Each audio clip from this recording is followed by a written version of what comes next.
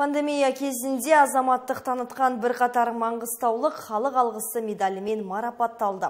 Жұқпалы індетпен күресте ерекше көзге түскендердің қатарында құрылыс, кәсіпкерлік, әлеуметтік сала мамандары бар.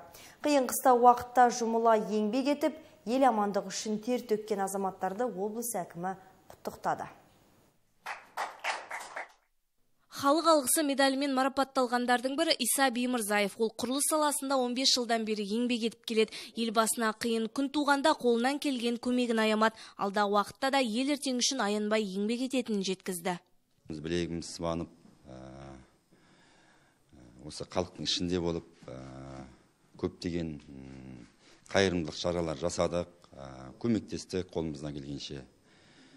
Сол еңбегімізді ескеріп, бүгін халық алғыс деген маған және бірнеше біздің құрылыс саласында жүрген азаматтарға халық алғыс деген марапаттап жатыр. Азғантай болса да елге жасаған еңбегіміз еленгеніне өзіміз іштей риза болып жатырмыз. Халық алғысы медалімен қоса облыс әкімінің құрмет грамотасы табысталды. Осылайша сан сала қызметкерлерінің еңбегі еленді. Оларды өңір басшысы құттықтап, елдік істерде белсенділік танытқандар үшін алғыс білдірді. Барлығының басында, қасында осы елдің азаматтары, мына отырған өздеріңіз сол қиындықты бізбен бірге бірлесе көтеріп, елдің барлық басына түскен істі бізбен бірге атқардыңыздар. Сол үшін сіздерге үлкен рахмет. Оған дейінде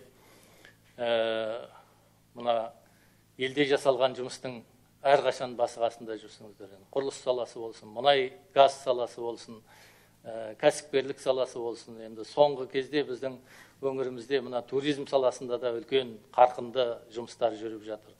Осы жұмыстың барлығының басы-қасында жүрген азаматтарға мен осы өңір басшысы ретінде, елдің азаматы ретінде сіздерге барлық өңір халқының атынан үлкен шын жүректен алғысымды айтамын. Елге жасалған еңбектің ескерусіз қалмайтыны анық. Қиын кезеңде бір жағадан бас, бір жеңнен қол шығару әрбір азаматтың басты парызы. Жансай Оразбай, Саламат Қайыпов, жаңалықтар.